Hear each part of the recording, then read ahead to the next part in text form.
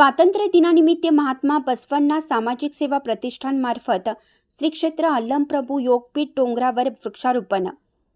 दरवर्षी गुढीपाडव्याच्या वेळी श्री क्षेत्र अल्लमप्रभू योगपीठ अल्लमप्रभू डोंगर गणमेळाव्याच्या निमित्ताने हजारोच्या गर्दीने फुलून जातो। मान्यवरांची व्याख्याने, बसवगीते आणि पीठारोहण सोहळ्याने येथील वातावरण अक्षरशः भारावलेलं असतं। परंतु उन्हाच्या झळांनी भाविकांना जे कष्टदायक अनुभव येतात ते पाहून महात्मा बसवण्णा सामाजिक सेवा प्रतिष्ठानच्या कार्यकर्त्यांनी वनराई निर्माण करायचा संकल्प सोडला आणि तो यावेळी 15 ऑगस्ट रोजी स्वातंत्र्य दिनी तडीस नेला।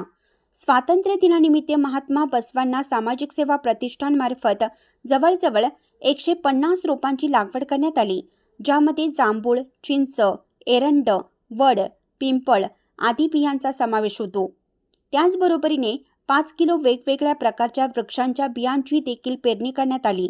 या रोपांची प्राथमिक लागवड अशोक कुंभार यांनी स्वकष्टातून केली।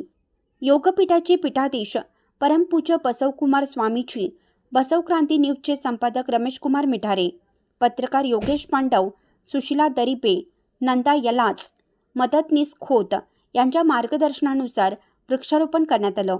त्यांनी प्रतिष्ठानच्या या उपक्रमाचे कौतुक केले।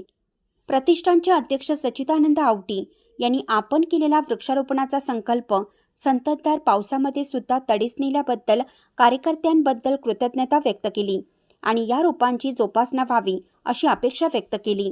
यावेळी प्रामुख्याने कार्यवाहक सुधाकर तावदारे, शंकर मेंगे गुरुजी, सचिव गणेश कुंभार, खजिनदार अनिल माळे, प्राध्यापक राजाराम माळे, उमेश आंबी, रघुनाथ माळे, शिवदास फल्ले, शिवाजी आंबे आणि योगपीठातील महिला पुरुष कार्यकर्ते उपस्थित होते। बसवक्रांती न्यूज लाईव्ह करिता शीतल कुडचे।